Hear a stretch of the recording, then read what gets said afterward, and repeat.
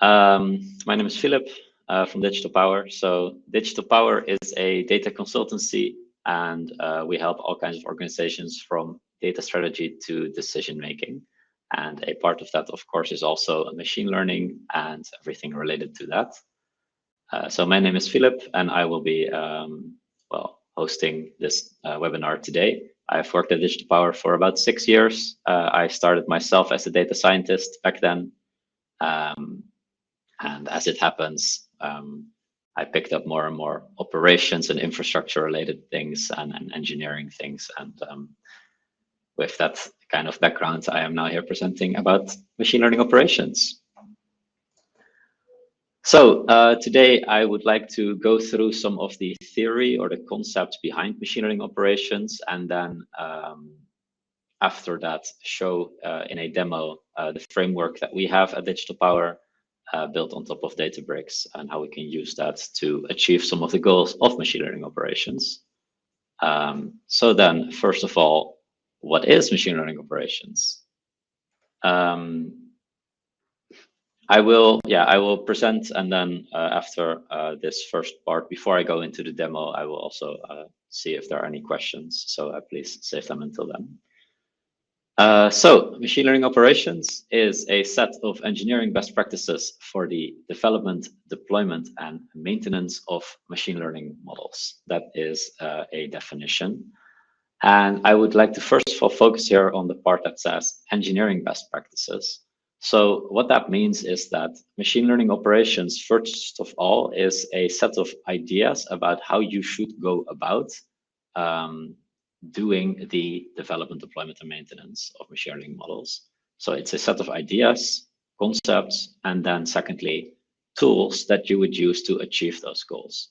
So for example, when it comes to the development of machine learning models, an idea that you might think of is that you want your data scientist that is going to develop the model, you want them to be able to access the right data, right? Production data, real data, in order to develop models. And you want them to be able to do that in an environment where they can easily use perhaps large clusters if they need to train big models. When it comes to the deployment of machine learning models, you need to think about things like the fact that you train and then deploy the trained model using concepts like CI/CD, and the models that have been deployed might have to be retrained. So for these kinds of ideas, machine learning operations has a set of practices that you should use in order to do this properly, or in order to do this well, or in order to streamline these things. And then when it comes to the maintenance, I already mentioned something like retraining. That can be considered maintenance, but also monitoring, right? Things like that. How is the model performing? So all of these things together, machine learning operations is a set of best practices and related concepts, related tools. So let me sketch a situation that I think is often encountered in practice. So the situation for many data science teams is that you have gotten some mandate in order to develop some model to deliver some kind of insights. That is, of course, quite vague. So you can think on the right side of this image here, the business manager could be something like a sales team or a marketing team, or it could be something like the people that manage inventory, or it could be something like the field engineers when you're talking about IoT sensors, to let them know that certain sensors might be faulty or something like that. So it could be any kind of application for machine learning. Of course, it's a very broad subject. And on the left side, the data scientist or the data science team has gotten some mandate either directly from this user on the business side of the organization that we would be talking about in order to develop something to give them the insights they need or the predictions or something like that. So the situation that many data scientists face is because they got the mandate to deliver a model and they are not the IT or the DevOps team, what ends up happening is that they deliver this model as a proof of concept, or they make predictions one time, or they train this model one time, deliver what they were supposed to the business, and that's it.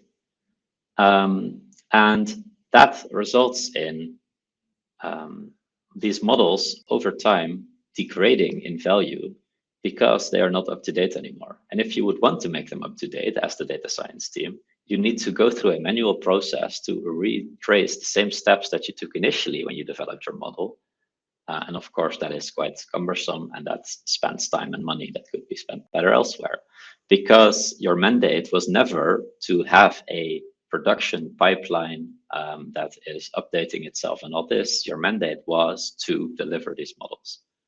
And this organization might have some DevOps team, right, or some IT team. But they see this and they say, well, these are your models, data science team. This is your responsibility to do this delivery. Whereas maybe that IT team or that DevOps team would actually be better suited to do this. So there's also often a breakdown in communication, or who is responsible for what, or collaboration of how to do this properly. And well, that results in this kind of situation where the data science teams makes a model or multiple models, but in the end, they are not really being used going forward into the future, and they lose value as they are not up to date anymore. And the business doesn't see any of the return on investment into the data science team.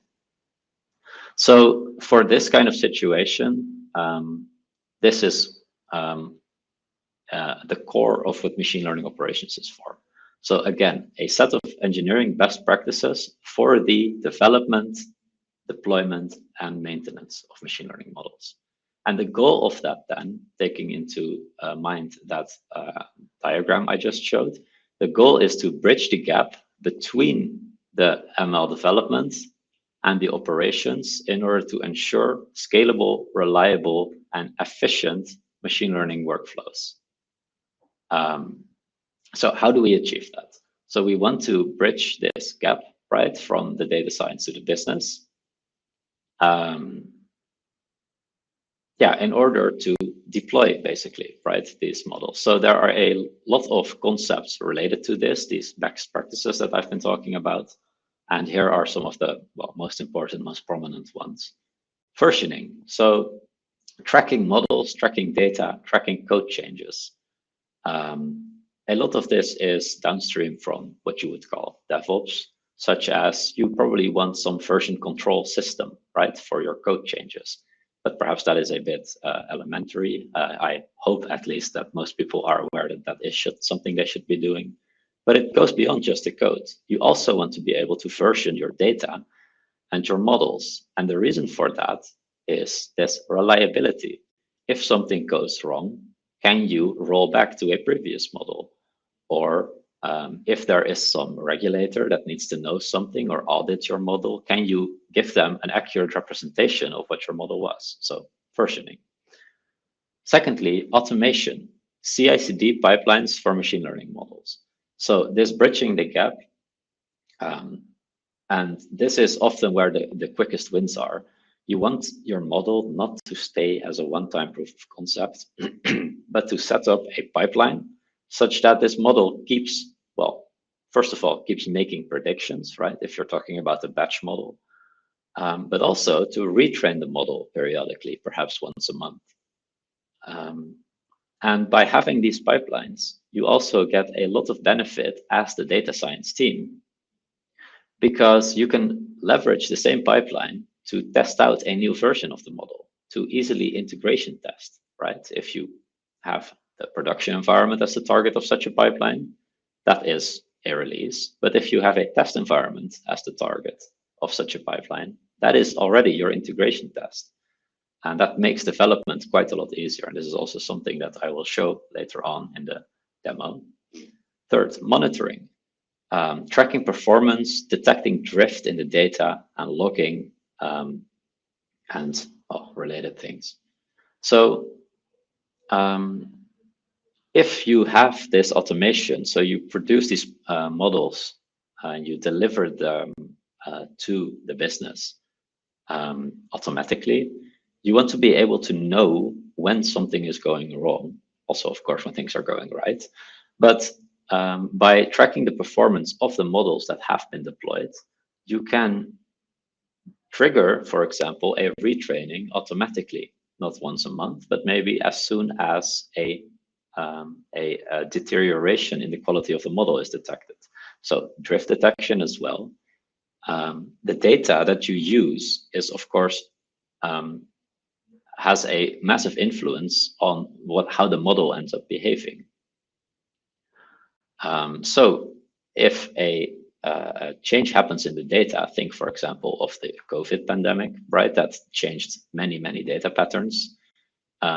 You probably want to do something related to your model, maybe a retrain, maybe use different features, or at least take this signal into account. So monitoring is quite important in order to keep the model up to date, right? Such that even when this process becomes automated, you're able to adapt to it. Then collaboration. So I already mentioned there is often a breakdown in communication between data scientists and the engineers. So whether that is machine learning engineers or a DevOps team or people responsible normally for operations within this organization. Yeah, you want to bring them together. So as machine learning operations, it's not just a set of tools, it's also a set of these concepts where you want these people to work together. For example, by putting someone from the DevOps team into the data science team such that they can work together more closely and deliver on these ideas together. Another example of this is something called a feature store, where maybe you have multiple different teams of data scientists, and one of them delivers or builds some features to train their models, but perhaps that's also useful for someone else within the organization. So these are also concepts within the framework of machine learning operations to think about. And lastly, governance and compliance to ensure responsible AI and regulatory adherence. This is again related to what I mentioned with the versioning. Also the monitoring. You want to be able to know what's going on, not just for your own sake, but also in order to be able to tell when things are going wrong.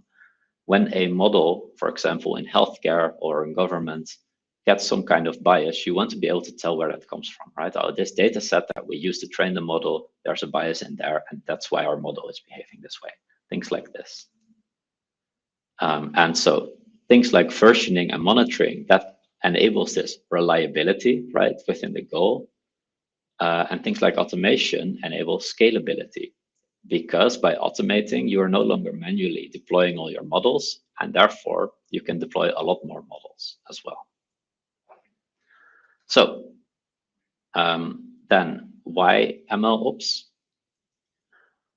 It enables automatic model deployment. I think that is the most important thing to think about here, because that is usually the most bang for your buck when it comes to machine learning operations and implementing it.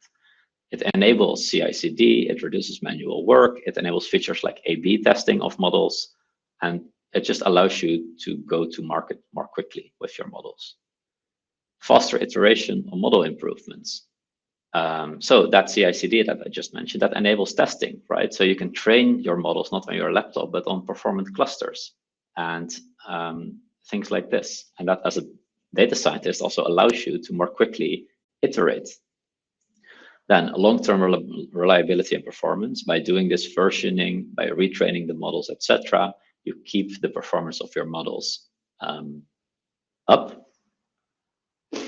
And in producing reproducibility and scalability. So tracking and versioning, also for compliance and governance, and unified deployment. By using the same kinds of pipelines for all your models, you greatly increase the amount of models that you can manage as a team. So then, by embracing machine learning operations, the most important goal is to take this manual process of bringing your models to the business or to the user and automating that. Now, there are all these related concepts, right, that I've also mentioned, but this is really the central advantage of embracing machine learning operations. Now, how do you actually do that? There are a lot of components to think about. I will not go through this list in great detail, but just to give some examples, there's a lot of components to think about. So if you want to start doing this, of course, you would want to focus on the low-hanging fruits, right? And that is that automation, those CI/CD pipelines, the deployment. And then I get also to what our framework is at Digital Power, namely to introduce that quickly to your models. So what does that look like? So our framework is to set up deployments and these best practices quickly by having one template in which you put your model code. And then because it is the same template, we can easily add different models and scale up in that way. So how we do that, I will show in the demo, but what it comes down to is we have this template, we create a repository in which we will insert the model code, and that will then create the workflows, in this case in Databricks, in order to automate that continuous integration and continuous delivery of the models. So although the data science work stays different for each use case, that is the model code, what are the performance metrics, what do we want to monitor, when should you retrain, that can all differ greatly. But the engineering work of actually setting up these pipelines is quite similar. And by using these best practices, you would use the same kind of life cycle for each of the models. Then, before I go on to the demo, I would like to ask perhaps if there are any questions so far about the theory.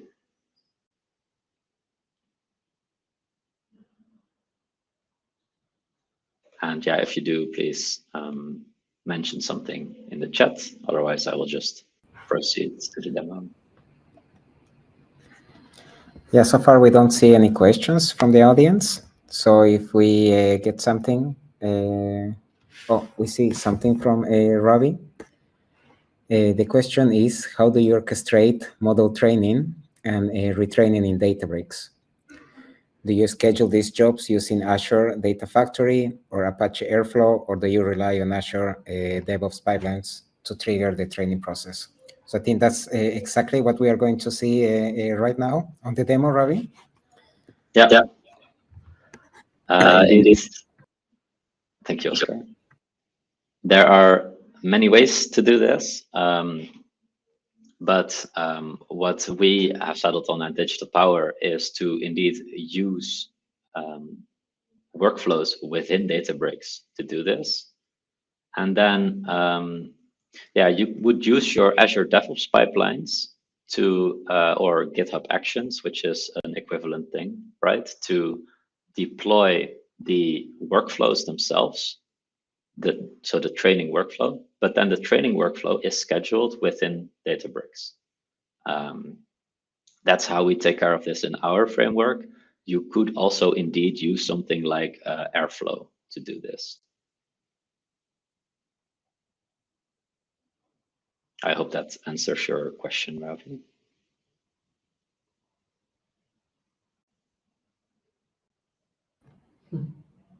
Okay. Yeah, then I will proceed to the demo. So as I've said, what we do is we have a, in this case, we use GitHub Actions. Of course, that is similar functionality as exists in something like Azure DevOps or other tools.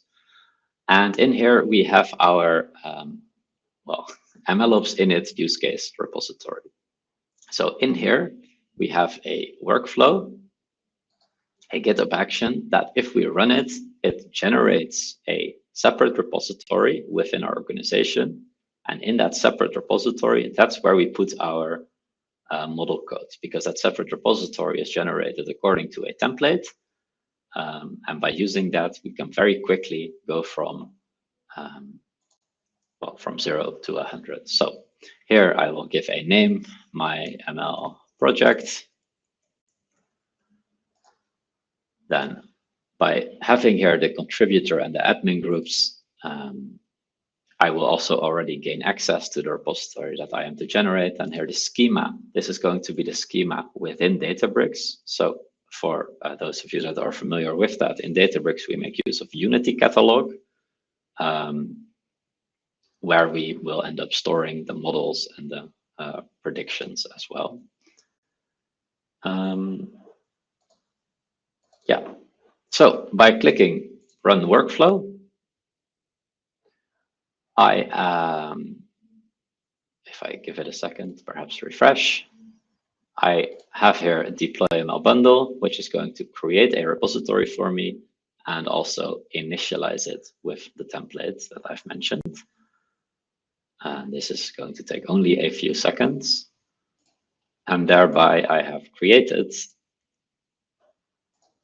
once this is done, a repository called My ML project within the Digital Power organization. So if I go to that URL, you can see my ML project has been created here. And this comes with a lot of the boilerplate in order to do the continuous integration and continuous delivery pipelines.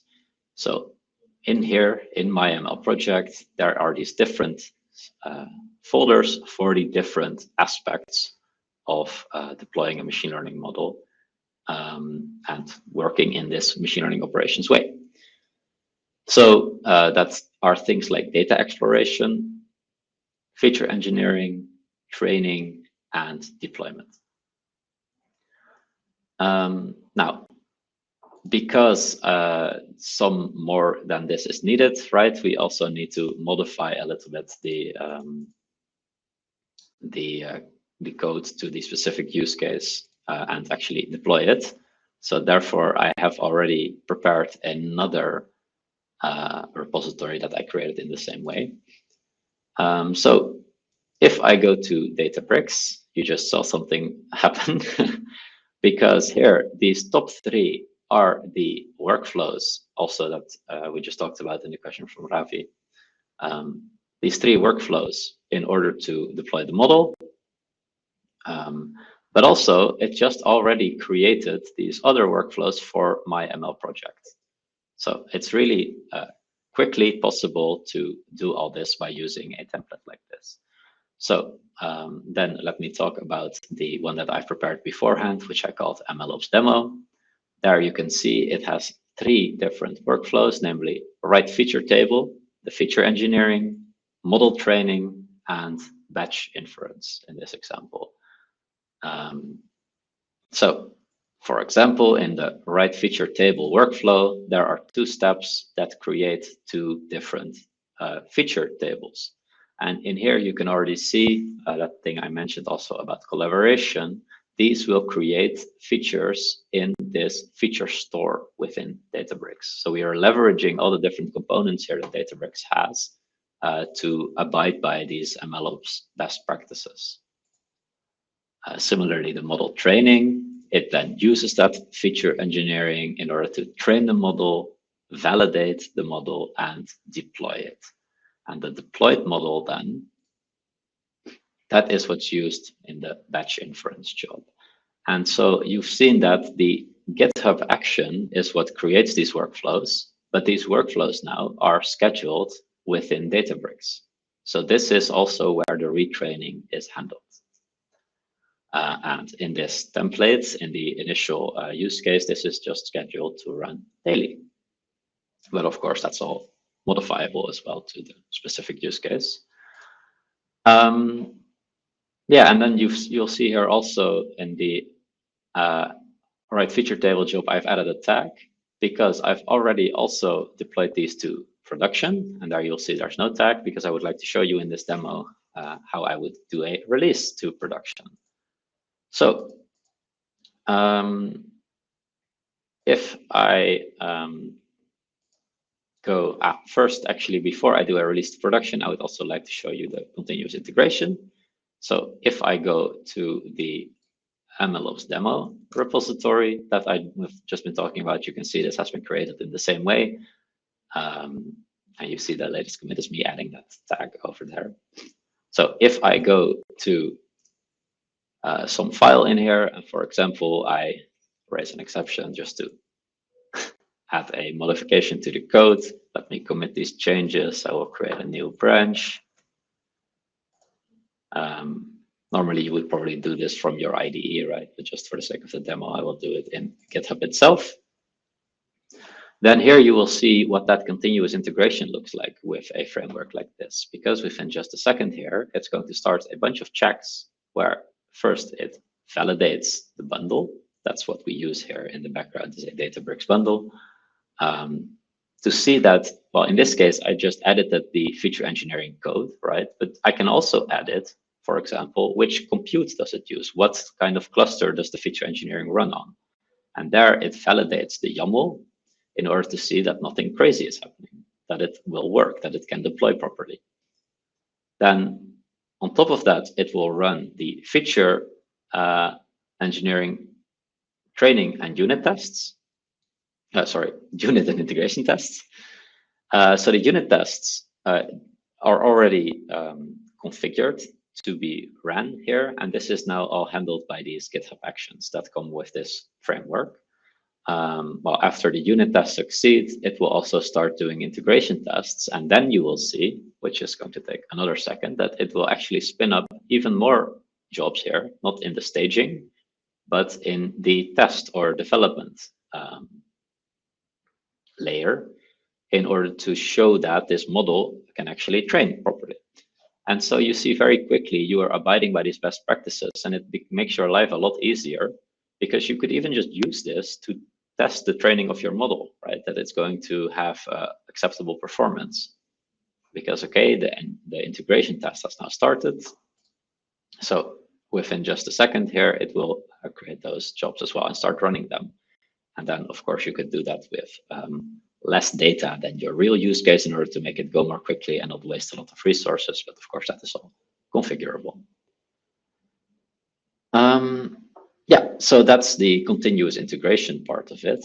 Then, as you see those creating those test jobs here, as I talked about, and it will start running them for that integration test shortly. There we go.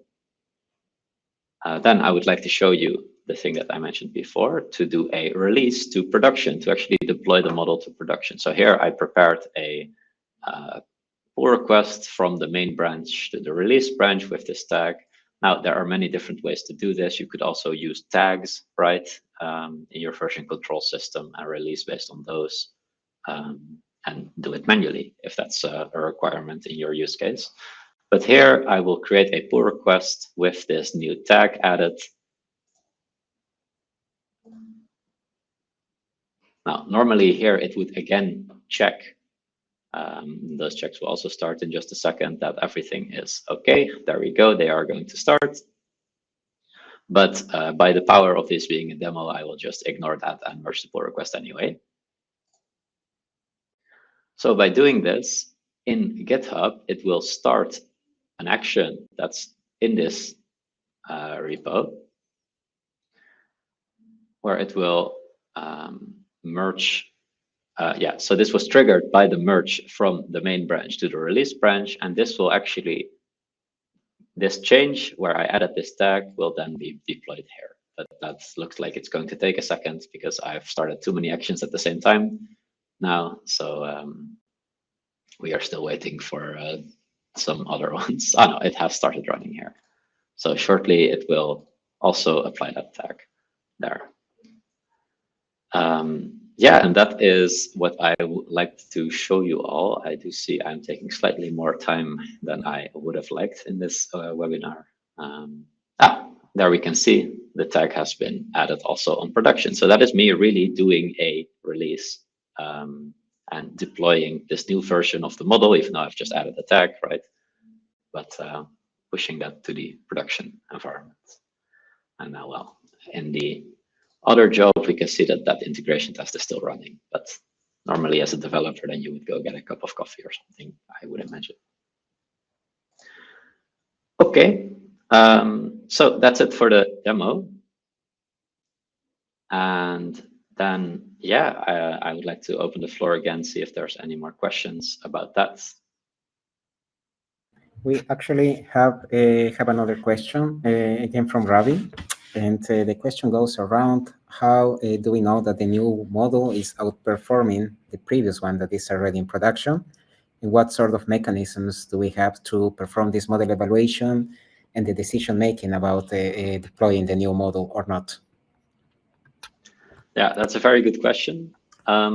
So there's actually two aspects to this, right? You have on the one hand the process of how do you do this, how do you schedule this, how do you program this, and separately there's the question of what does it mean for one model to be better than the other one.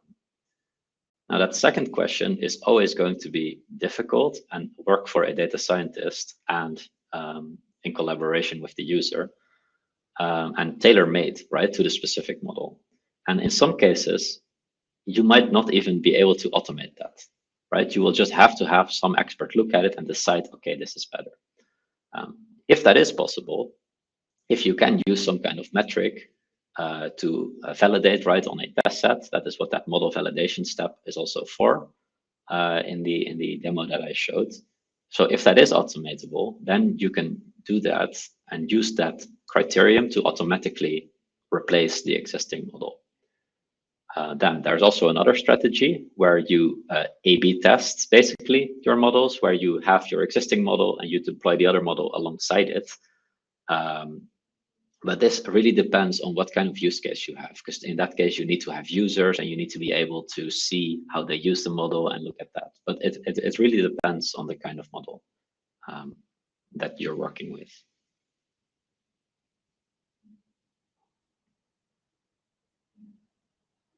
Yeah, and then to expand on that a bit more, that is also why the collaboration is so important. The collaboration between your data scientist and your machine learning engineer, and between them and the user as well, in order to well, decide what it means to be better and how to operate on that.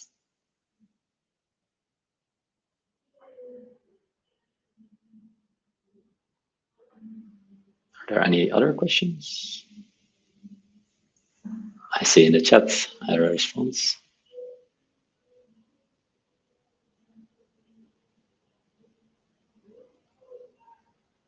Yes, so it is a step in the model validation, given that you've configured that, right? If you do this, like you split your data in the train set and the test set, and you use the test set to evaluate some metric, and then you see, okay, this metric is higher for the new version of the model than for the previous version of the model, therefore we deploy to production. That's how you would do that. And if it's not better, then indeed there will be no deployment.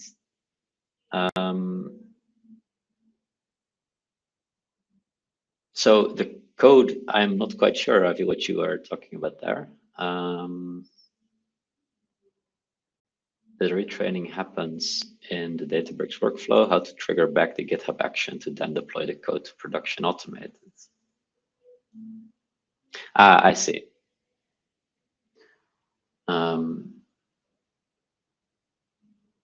Yeah, that is, I would imagine that if you've modified the code, you will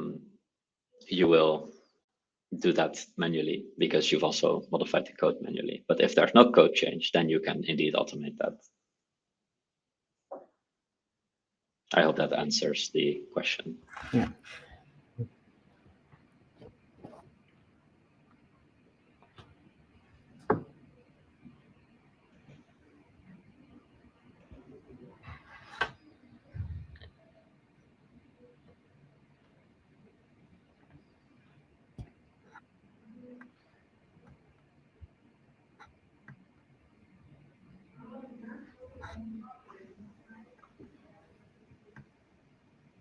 All right. Yeah, I see no further questions. Of course, Ravi, if you would like to keep talking about this, feel free to also connect with me on LinkedIn, or we can connect. He accepted the invitation to the stage. Ah, that is also fine.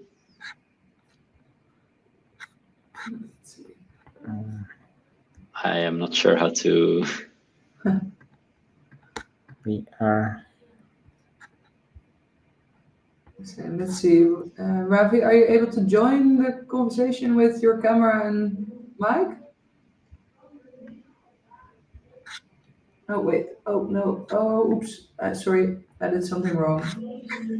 Technical difficulties. I'm going to invite you again.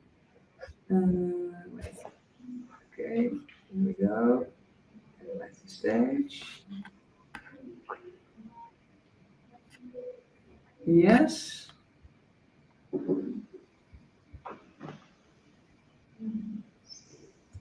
Bring on stage, I think. Yes. Hello. Hello. Can you hear me? Yes, sir. Okay, I have a question. So when the retraining happens in Databricks, let's say the model performs okay. Now we retrain with some new data. Does the retraining happen in production, dev, test, or anything else? And then how to get that code that is used to replace the code in production? Yeah, perhaps it's good to just show you the sort of the flow, how this would happen. So let's say you are working on some feature, right? So you have your feature branch where you're working on it, and you make a pull request to the main branch. Mm-hmm. By doing that, you're already going to run it here on in this test workflow, because this is the one that's created during the CI step. Mm-hmm. You or a colleague reviews this in that pull request, thereby you push it to the main branch. Yes. There in the main branch, staging will pick it up and deploy it to staging. So in that model training job, then, if you have configured that to use some kind of criterion whether or not to deploy, that will already be handled here on staging. And there, the idea is that you are doing a end-to-end test, right? And a full integration test that this is going to work. So if it's not performing better, staging will already not deploy it to the staging deployment. Okay, I get it. And then you have to do a proper release in order to have the same process on production. Yes. So the only change is when you do the pull request on main to update any code or any parameters, but the retraining happens every day and it doesn't get past the model validation to get updated. Exactly. So Okay, I even get it. though the new code is here, if it's not good enough, according to the validation you've configured, it will not actually get deployed for inference. Okay. Yeah, I get it. So yeah, maybe to add to that, what you're going to see is that the model as well has been already registered on MLflow. So you're still able to see what the performance of the new model is, but it's not the model that is going to be used for inference. Okay, can you show the Unity catalog how the model looks like? Yeah. Yeah, I guess I can just open this. So here you see in Unity catalog, even though I'm on production, I have access to everything because of Unity catalog, right? So then in the dip MLOps PRD Unity catalog, there is this demo schema, and there is the model. And that model will have, well, in this case, because it's a demo, there's just one version, but there you would have multiple different versions, and one of them is the champion, i.e. the one that's actually being used. Yeah, okay. And then you automate the champion by using the model validation. Yeah. Okay. Exactly. Okay, thank you.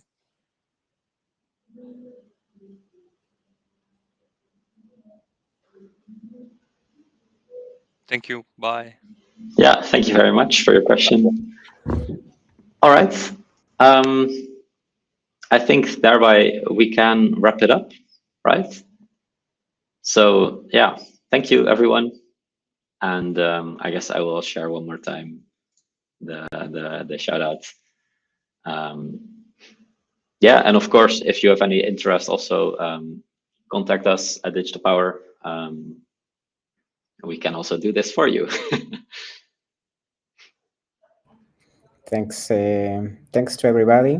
Thanks, Philip, for the presentation. And yeah, we invite you to follow us on LinkedIn. There you have the QR code.